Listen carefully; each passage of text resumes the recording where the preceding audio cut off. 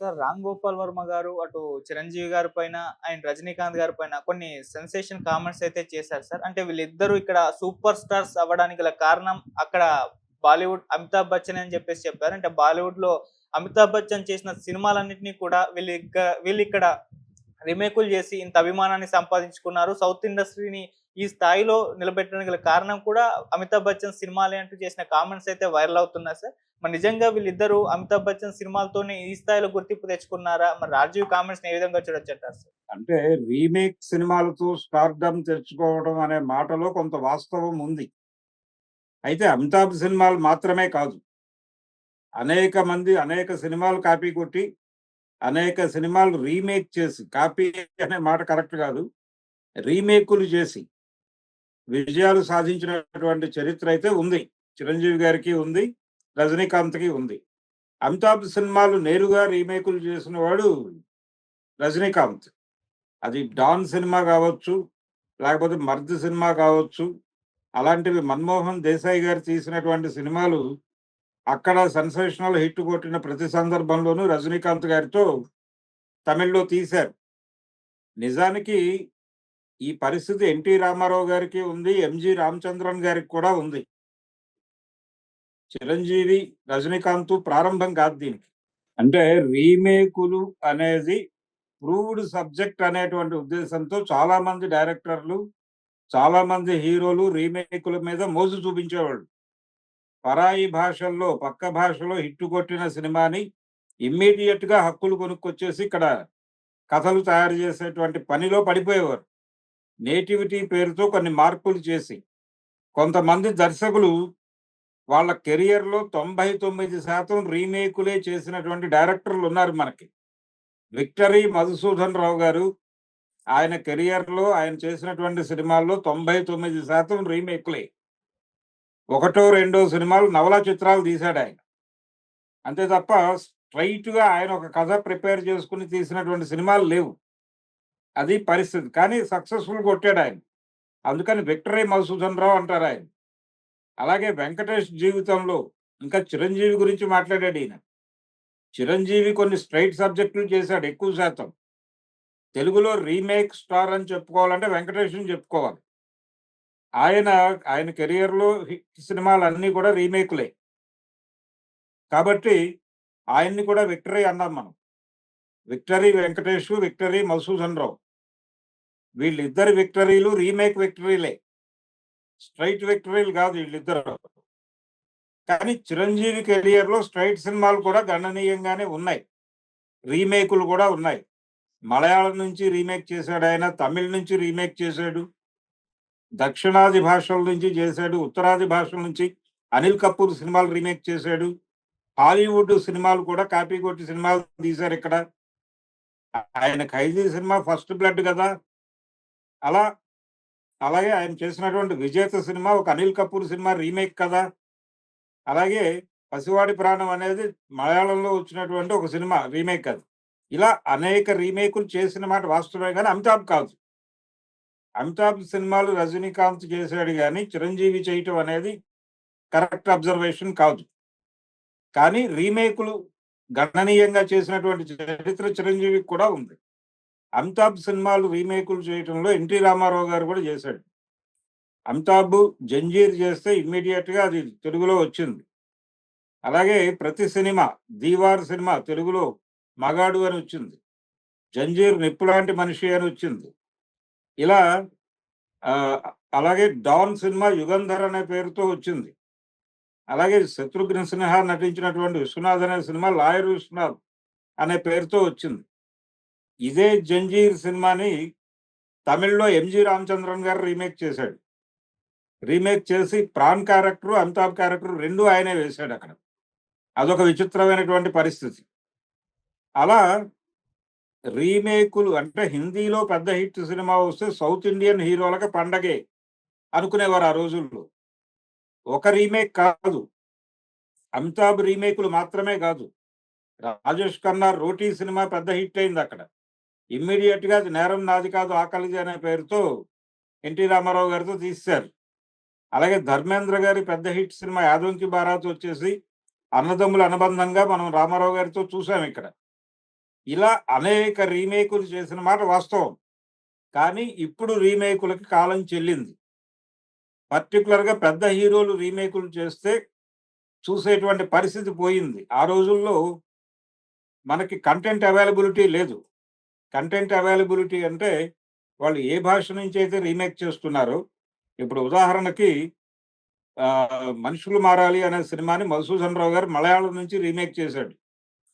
మలయాళంలో విన్సెంట్ గారు డైరెక్ట్ చేసినటువంటి 'తులాభారం' అనే సినిమాని ఆయన తెలుగులో 'మనుషులు మారాలి' అని తీశాడు. తీసినప్పుడు ఆ మలయాళం సినిమా తెలుగు వాళ్ళకి దొరికే అవకాశం లేదు. కాబట్టి 'మధుసూదన్ రావు' గారు తీసిందే చూసి కన్నీరు పెట్టుకుని డబ్బులిచ్చారు. కానీ ఇప్పుడు ఏ డైరెక్టర్ అయినా సరే నేను ఫలానా భాష నుంచి ఈ సినిమాని రీమేక్ చేస్తున్నాను అని చెబితే, రెండో నిమిషంలో ఇంటర్నెట్‌లో ఆ సినిమా ఎక్కడో చోట దొరుకుతుంది. రాత్రికి చూసేసి పొద్దున్నే కంపారిటివ్ స్టడీ చేసేస్తారు. ఆ సినిమా ఈ డైరెక్టరు ఇలా తీయలేడు. ఈ డైరెక్టర్ ఇలా మారుస్తాడు దీన్ని. ఆ హీరో వలన ఇలా మారుతుంది అని స్పెక్యులేటివ్ స్టోరీస్ యూట్యూబ్‌లో వందలాదొచ్చేస్తాయి ఇమ్మీడియేట్‌గా. ఈ కంపారిజన్ వచ్చినప్పుడు సినిమాలు బతకవు. కంపారిజన్ వచ్చిన ఏ సినిమా కూడా బతికి బట్టకట్టలేదు. కృష్ణ గారి 'దేవదాసు'కి అక్కినేని నాగేశ్వరరావు గారి సినిమా రిలీజ్ అవ్వటం వలన కంపారిజన్ ఎప్పుడైతే వచ్చిందో ఈ సినిమా ఫ్లాప్ అయింది. బాపు గారి 'చాగయ్య' రిలీజ్ అయినప్పుడు నాగయ్య గారి 'చాగయ్య' రిలీజ్ అవ్వటం వలన ఆ రెండిటి మధ్య కంపారిజన్ వచ్చి బాపు గారి 'చాగయ్య' ఫ్లాప్ అయింది. ఇలాంటి కంపారిజన్ వచ్చిన ఏ సందర్భంలోనూ కొత్త సినిమాలు నిలబడలేవు. అందుకని ఈ కంపారిజన్ రావడానికి అవకాశం ఉంది ఇప్పుడు. కంటెంట్ అవైలబిలిటీ ఉంది కాబట్టి. ఇప్పుడు రీమేకులు చేయడం కుదరదు. రీమేకులకి కాలం చెల్లింది అని చిరంజీవి గారే ఒక వేదిక మీద ఆయన క్షమాపణ వేడుకున్నాడు. అంటే ఆయన కూడా ఈ మధ్య 'బోళా శంకర్' లాంటి రీమేకులు చేసి దెబ్బతిన్నాడు ఆయన. అలాగే పవన్ కళ్యాణ్ గారు 2, 3 రీమేకులు చేసి దెబ్బతిన్నాడు. ఆయన 'వకీల్ సాబ్' దగ్గర నుంచి మొదలుపెడితే వరుసగా 2 రీమేకులు చేసి 'బ్రో' సినిమా రీమేకే. దానికి ముందు చేసినటువంటి సినిమా కూడా రీమేకే. మలయాళం నుంచి రీమేక్ చేశారది. అది ఫ్లాపు. 'బ్రో' అంతకంటే ఫ్లాపు. కారణం ఏంటి? ఆ 2 సినిమాలు జనాలు విపరీతంగా చూసేశారు ఆ భాషల్లో. ఒరిజినల్ లాంగ్వేజ్‌లో. చూసిన తర్వాత వాళ్ళ ఎక్స్‌పెక్టేషన్స్‌కి మేరకు ఈ సినిమాలు లేవు. దాంతో ఇమ్మీడియేట్‌గా పక్కన పెట్టేశారు. అందుకని ప్రజలకి కంటెంట్ అవైలబిలిటీ ఉంది కాబట్టి ఇప్పుడు రీమేకులకి కాలం చెల్లింది. అందుకని ఎవరు కూడా రీమేకులు చేసే సాహసం చేయటం లేదు. మొన్న 'భైరవం' సినిమా ప్రయోగం చేశారు. అది కూడా వర్కౌట్ అవ్వలేదు. మన కళ్ళ ముందు నిన్న కాక మొన్న జరిగినటువంటి వ్యవహారం అది. అందుకని రీమేకుల మీద హిట్టులు కొట్టి సూపర్ స్టార్‌లయిన మాట వాస్తవమే. వర్మ గారు చెప్పినట్టు సౌత్ ఇండియన్ బిగ్ హీరోలందరూ తమ కెరియర్‌లో పెద్ద హిట్లు కొట్టింది రీమేకులతోనే. 'శివాజీ గణేషన్' గారి 'పాసమలార్' అనే సినిమాని 'రక్త సంబంధం' అని రామారావు గారు తెలుగులో రీమేక్ చేసి పెద్ద విజయం సాధించాడు. ఆ 'ఆలయమణి' అనేటువంటి సినిమాని 'గుడిగంటలు' అని రీమేక్ చేసి పెద్ద హిట్ కొట్టాడు. ఇలా హిట్ కొట్టని వాడెవడు రీమేక్ నుంచి. కృష్ణ గారి కెరియర్‌లో ఎన్ని రీమేకులు లేవు. కాబట్టి రీమేకులతో హిట్లు కొట్టడం అనేది సౌత్ ఇండియన్ హీరోలకి ఒక ట్రెడిషన్‌గా ఉన్నమాట వాస్తవమే. ఈ రీమేకులు అంటే అక్కడెవరు సూపర్ స్టార్‌గా ఉంటే వాడి సినిమాలన్నీ ఇక్కడ కాపీ కొడతారు. ఒక దశలో 70 దశకంలో అమితాబ్ బచ్చన్ ఎరా మొదలైంది. అమితాబ్ సినిమాలన్నీ లోకల్ హీరోలందరూ కొట్టారు. రామారావు గారు కొట్టారు, ఎంజీఆర్ గారు కొట్టారు, ప్రేమ్ నజీర్ గారు కొట్టారు, అందరూ కొట్టారు. కొట్టని వాడు పాపి అన్నట్టు తయారైంది. ఎంజీఆర్ ఎర్లీగా వెళ్ళిపోవడం వలన ఆ ప్లేస్‌లోకొచ్చిన రజనీకాంత్‌కి అమితాబ్ సినిమాలు కాపీ కొట్టే అదృష్టం దక్కింది. అందుకని ఆయన చేశాడు కొన్ని సినిమాలు. 'డాన్' లాంటి సినిమాలు. రామారావు గారు ఉండటం వలన ఆ 'డాన్' రీమేక్ ఆయనే చేశాడు 'యుగంధర్' అనే పేరుతో. సో, రీమేకుల మీద బతికిన మాట వాస్తవం. అమితాబ్ మీద చిరంజీవి బతికాడనే మాట కరెక్ట్ కాదు. చిరంజీవి కాదు, రజనీకాంత్ నడిపాడు కొంత కథ. చిరంజీవి రీమేకుల మీద కథ నడిపాడు. ఆ రీమేకులు అనేక లాంగ్వేజెస్‌లోంచి కొట్టారు. ముఖ్యంగా తమిళ, మలయాళ భాషల నుంచి ఎక్కువ. హిందీ నుంచి తక్కువే. చిరంజీవి వ్యవహారంలో చూస్తే ఆయన బాలీవుడ్ సినిమాలను కాపీ కొట్టిన సంఖ్య తక్కువే. ఆయన ఎక్కువగా మలయాళం మీద ఎక్కువ కేంద్రీకరణ ఉండేది. ఇక్కడ తమిళ్ మీద ఉండేది. అలా వెళ్ళిపోయింది ఆయన కథ. ఇప్పుడు రీమేకుల దృశ్యమే ముగిసింది. అందుకని వర్మ గారు కొంచెం నోస్టాల్జియాలో మాట్లాడుతూ వేగ్గా ఒక మాట అన్నాడు. అంటే రీమేకుల మీద బతికారు సౌత్ ఇండియన్ హీరోలు అంటే బాగుండేది. ఒక టైంలో రీమేకుల మీద సౌత్ ఇండియన్ హీరోలందరూ వాళ్ళ కెరియర్‌లు నడిపించారు. అంటే కరెక్ట్ స్టేట్మెంట్ అది. అమితాబ్ మీద నడిపించారు అనేది కరెక్ట్ కాదు.